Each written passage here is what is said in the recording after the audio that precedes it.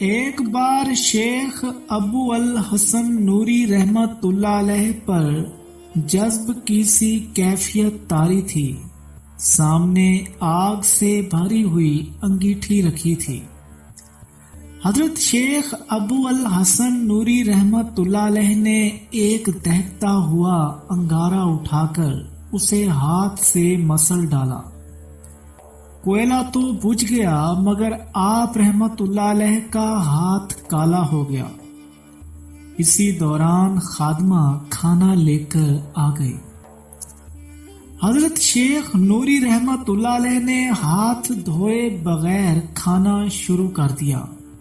آپ رحمت اللہ علیہ کے اس طریقے کو دیکھ کر ملازمہ کے دل میں خیال پیدا ہوا کہ یہ انتہائی بدتمیزی کی علامت ہے۔ حضرت شیخ نوری رحمت اللہ علیہ اپنی خادمہ کی اس سوچ سے بے خبر خاموشی کے ساتھ کھانا کھا رہے تھے۔ ابھی تھوڑی ہی دیر گزری تھی کہ چند سپاہی داخل ہوئے اور حضرت شیخ نوری رحمت اللہ علیہ کی خادمہ کو پکڑ لیا۔ خادمہ نے حیران ہو کر پوچھا، میرا قصور کیا ہے؟ تو نے فلاں رئیس کے گھر سے قیمتی لباس چوری کیا ہے۔ سپاہیوں نے جواب دیا اور خادمہ کو مارنے کے لیے ہاتھ اٹھایا۔ حضرت شیخ نوری رحمت اللہ علیہ نے یہ منظر دیکھا تو سپاہیوں کو مخاطب کرتے ہوئے فرمایا، اس خاتون کو چھوڑ دو، تمہاری کھوئی ہوئی چیز مل جائے گی۔ ابھی سپاہی حضرت شیخ نوری رحمت اللہ علیہ کی باتوں پر حیران ہو رہے تھے کہ ایک شخص آیا اور اس نے ایک قیمتی لباس سپاہیوں کی طرف بڑھاتے ہوئے کہا، تمہاری مطلوبہ چیز میرے پاس ہے، یہ لباس میں نے چرایا تھا۔ سپاہیوں نے خادمہ کو چھوڑ دیا اور اس شخص کو کوتوالی لے کر چلے گئے۔ حضرت شیخ نوری رحمت اللہ علیہ نے خادمہ کو مخاطب کرتے ہوئے فرمایا، آج میری بدتمیزی ہی تیرے کام آ گئی۔ خادمہ حضرت شیخ نوری رحمت اللہ علیہ کی اس قوت کشف پر حیران رہ گئی اور رو رو کر معافی مانگنے لگی۔ ایک بار بغداد کے کسی محلے میں خوفناک آگ لگی جس سے کئی افراد جل کر مر گئے۔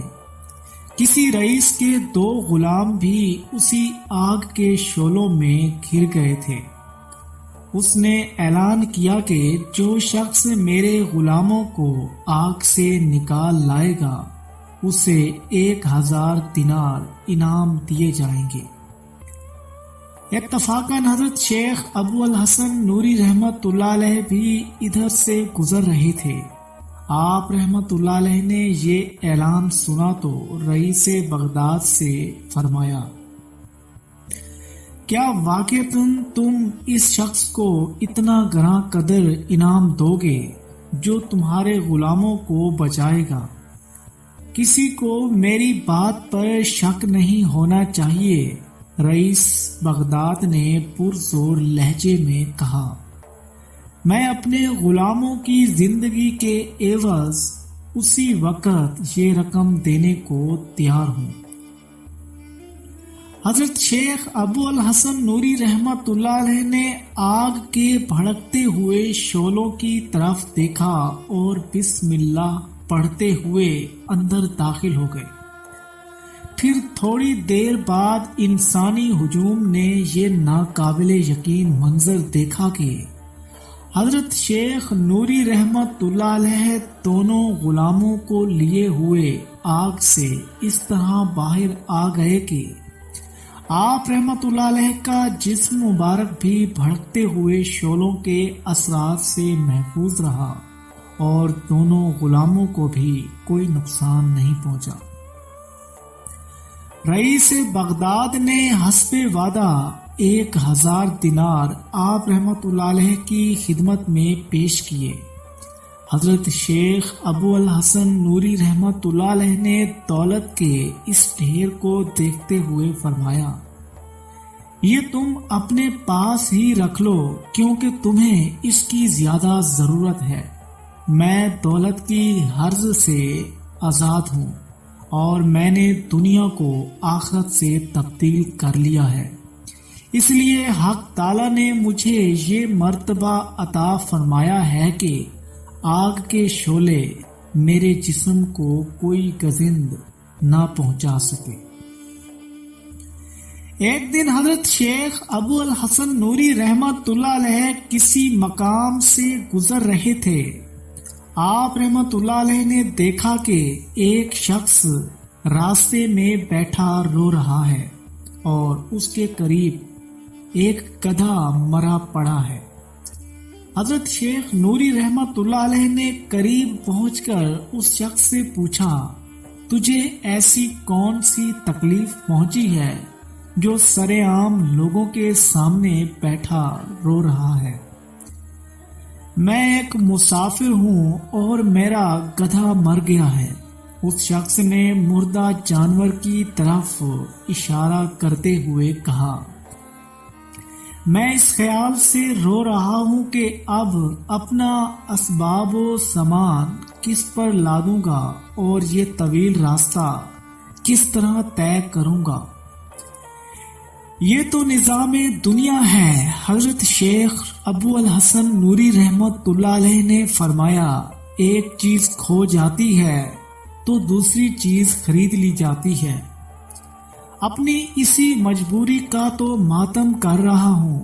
اس شخص نے کہا، میں اس قابل نہیں ہوں کہ دوسرا گدھا خرید سکوں۔ یہ سن کر حضرت شیخ نوری رحمت اللہ علیہ اس شخص پر ترس آیا۔